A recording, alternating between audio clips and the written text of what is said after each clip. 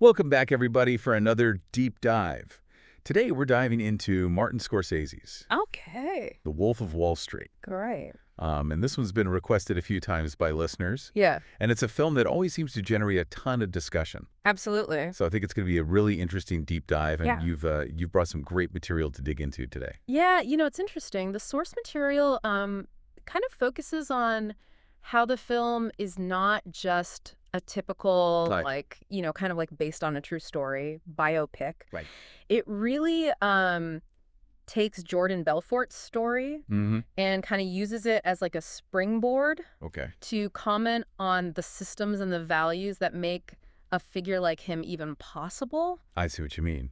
So it's not just about his individual antics. Right. It's about the culture of Wall Street itself. Exactly. And maybe even like a broader Yeah. commentary on the allure of that kind of excess. Yeah, and how we all, maybe on some level are drawn to that. Yeah, for Yeah. sure.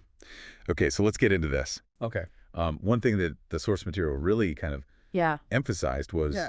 the brilliance of telling this whole crazy story Yeah. from Belfort's perspective. Right. What do they mean by that?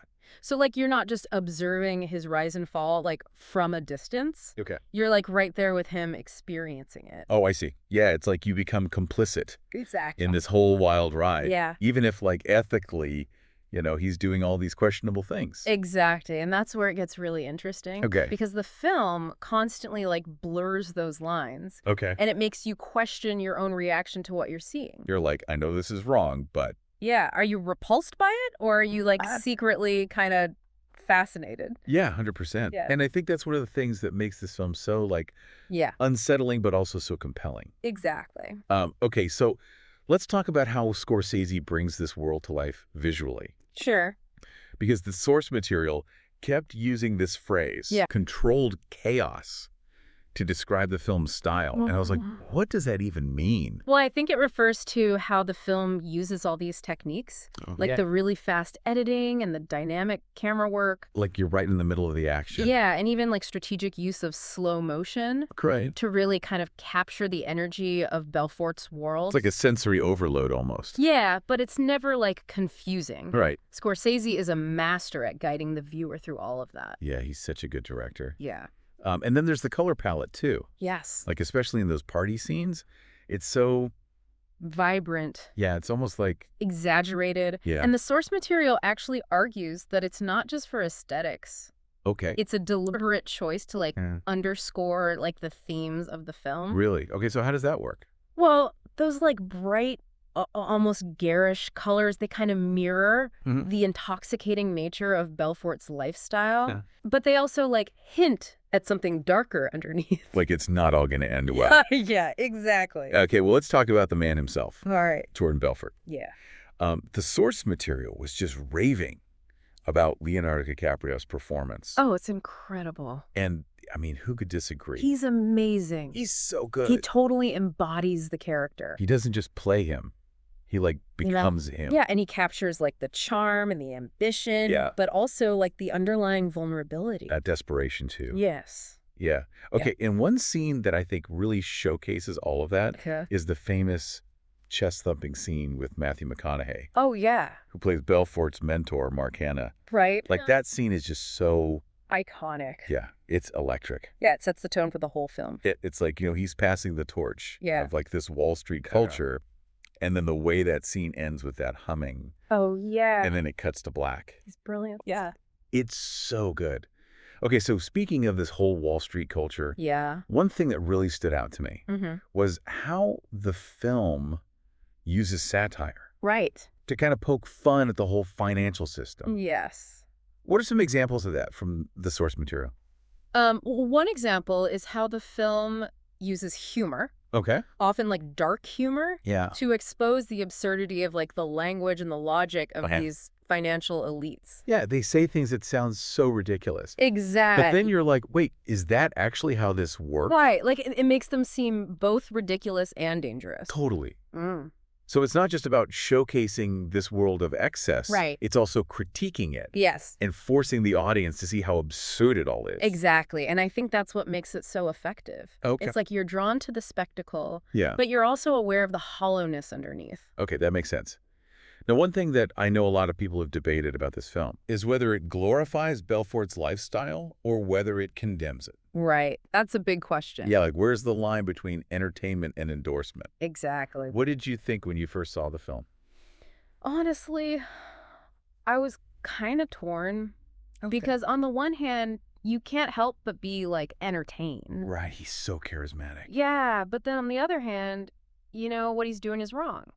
Right, and there are victims. Exactly. Yeah, okay. And I think the ending of the film is particularly interesting in this regard Oh, for sure. because Belfort does face some consequences. Yeah, he goes to prison. But ultimately, he ends up profiting from his story by becoming a motivational speaker. Right. So it's not exactly like a classic good triumphs over evil ending. No, and that's what makes it so thought-provoking. Yeah. Because the source material argues that the ending is intentionally ambiguous. Oh, okay. Like some people might see it as a cynical commentary Okay. on how people like Belfort can always find a way to win, Even when they've done wrong. even when they've done wrong. But other people might interpret it as a more nuanced reflection Okay, on the complexities of morality. I see. Like how someone can be both reprehensible and sympathetic at the same time. Right, because you kind of see his struggles too. Exactly. Yeah, It's not black and white. it's complicated.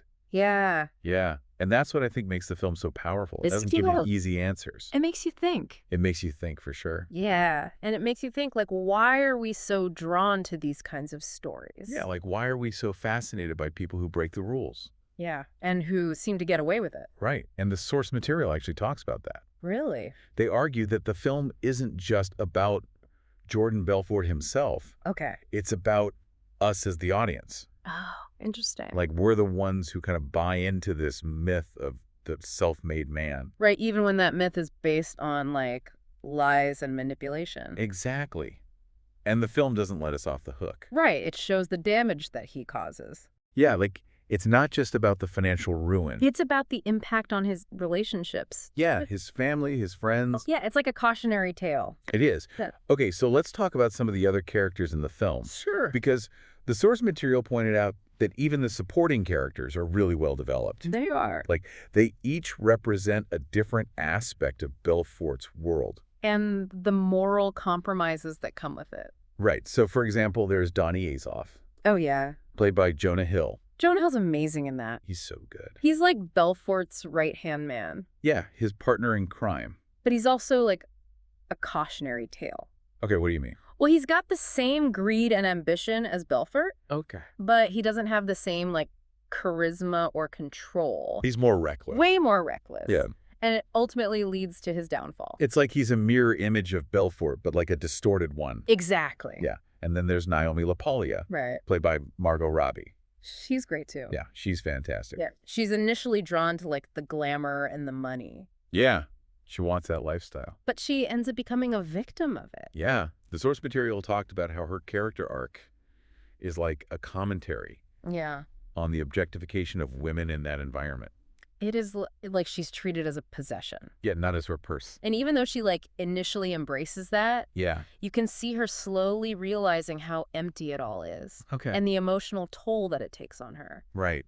It's interesting how the film uses these supporting characters Yeah. to kind of paint this bigger picture of the moral corruption at the heart of everything. Exactly. Yeah, and Scorsese does such a good job of showing us all of this He does. without like hitting us over the head with it Yeah. He trusts the audience. to figure it out. Getting the dots. Yeah. Okay, so the source material also talked about Mm-hmm. the film's use of music and editing, Oh, yeah. like how those elements contribute to the overall impact. The soundtrack is amazing. It is. It's like a mix of classic rock and operatic scores. And even some like 80s pop thrown in there. Yeah, it's eclectic. It's really interesting. And editing is just as dynamic. It keeps pace with the story. Yeah, you really feel that momentum. Yeah, and Scorsese uses these quick cuts and montages to create a sense of disorientation. It's like you're in Belfort's head. Exactly, like you're experiencing the drug-fueled haze. Right, but even in those moments of chaos, Yeah. the editing is always precise. Always. Like it never loses track of the story. And that's what's so impressive. He Yeah. can create this really, like, visceral experience Yeah, without sacrificing the narrative. right. Okay, there's one scene that I wanted to talk about specifically. Okay, which one? The sell me this pen scene. Oh, yes. That scene is just so brilliant. It is. On the surface, it's about salesmanship. Right. Like the art of persuasion. But I think it's also about so much more than that. What do you mean? Well, it's about Belfort's ability to manipulate people, to get them to do things that are against their own best interests. Yeah, he's so good at it. And DiCaprio's performance in that scene is just, Electric. yeah, you can feel the power. It's both exhilarating and disturbing. It is. And I think that scene really encapsulates Yeah. what the whole film is about, The allure of that world, but also the darkness underneath. the consequences. Yeah. It's a lot to think about. And it makes you think about, the cost of all this. Oh, yeah. Like the damage that he inflicts, not just on himself, Right. but also on the people around him. His family. Yeah. And the source material talks about this idea of like the corrosive effects of greed. Oh, yeah. It's not just about the money. No. It's about the loss of like your values. Right. Your morals. Yeah. And your empathy for others. And your relationships. Yeah, exactly. And I think that's where the film's satire Right. becomes even more powerful. How so? Well, it's not just satirizing Wall Street. Okay. It's kind of holding up a mirror to our own culture's obsession. With wealth and status. Yeah, like we all get caught up in that to some extent. Yeah, absolutely. And the film is kind of like a warning. A cautionary tale. Yeah, like be careful what you wish for. Right. Because this pursuit of material success. It can come at a cost. Yeah. One thing that I found interesting about the source material was how they emphasized the film's ambiguity. Oh, yeah. Like it doesn't give you easy answers. No, it doesn't judge the characters. It leaves it up to you to decide. What you think. Yeah, what you think about everything. And I think that's a good thing. I do too. It makes you think for yourself. Yeah. For example, the ending of the film. Oh, yeah, that's a big one. Some people see it as cynical. Okay. Like Belfort gets away with it. He kind of does. Yeah, he still finds a way to win. But other people see it as more nuanced. Okay. Like, it's a reflection on how complicated morality is. Yeah. It's not always clear-cut. What's your take on the ending? Honestly, I think it's intentionally ambiguous. Okay. Scorsese doesn't tell us how to feel. So he leaves it open to interpretation. Exactly. Yeah. And I think that's what makes the film so powerful. Yeah, it stays with you. It does.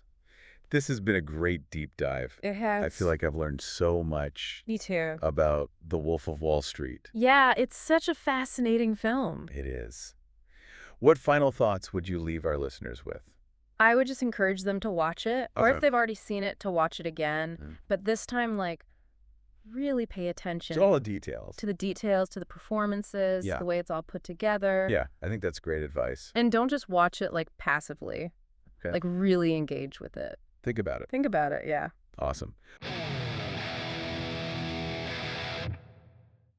All right, so are you ready to dive deep into some seriously fascinating movie trivia? Always ready. Today we're going behind the scenes of The Wolf of Wall Street. Oh, one of those movies that just grabs you, you know? Exactly. And we've got some pretty amazing stories and facts. From, like, behind the scenes. Yeah, exactly. Like stuff that happened during filming. That most people don't know about, like the real story. Right. And, I was reading this article called Curiosities about The Wolf of Wall Street.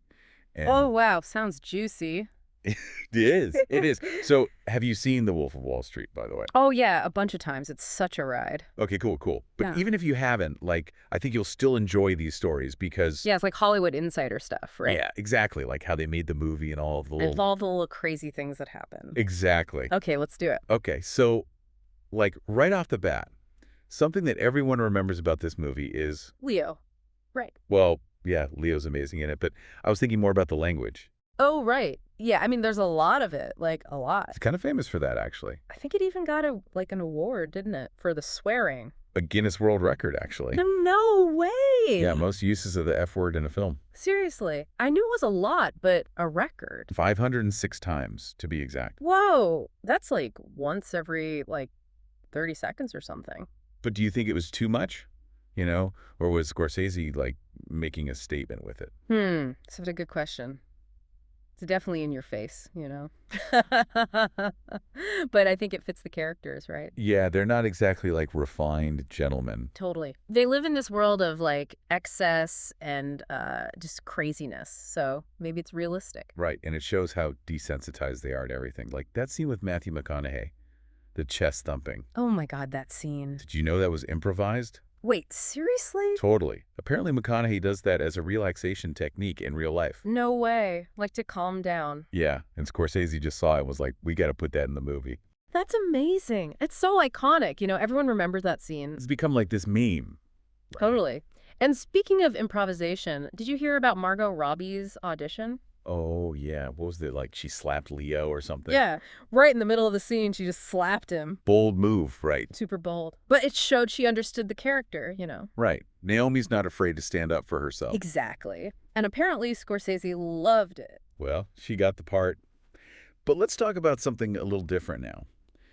The budget for the film was originally $100 million. Whoa, that's a lot of money. I know, right? But then it got cut down to $80 million. Wait, seriously? They had to cut $20 million. Yeah, which forced Scorsese to get creative. So how did they do it? Well, instead of relying on, like, huge set pieces and stuff, they focused more on character development. Makes sense, yeah. And dialogue, like those amazing scenes between Leo and Jonah Hill. Oh, yeah, their chemistry is incredible. Right. So sometimes having limitations can actually lead to better storytelling. That's an interesting point. Yeah, it makes you think about how constraints can spark creativity. Now, did you catch Jordan Belfort's cameo in the movie? Wait, the real Jordan Belfort is in the film? Yeah, he appears in the final scene. It's very brief, but it's there. I totally missed that. I almost did too. It's this subtle detail that kind of blurs the lines between fiction and reality. Yeah, it's like a reminder that this crazy story is based on a real person. Right, which makes it even more fascinating, don't you think? Definitely adds a whole new layer to it. So we've uncovered some pretty cool stuff about The Wolf of Wall Street, right? Yeah, definitely. From record-breaking swearing to improvised scenes and budget cuts that actually made the movie better. It just goes to show that you never really know what goes on behind the scenes of your favorite films. It makes you wonder, does knowing all this change how we see the movie? Do these little details make it more believable or maybe even more disturbing? Something to think about, right? And we want to hear from you. Did any of these facts surprise you? Let us know. This is The Deep Dive. Signing off.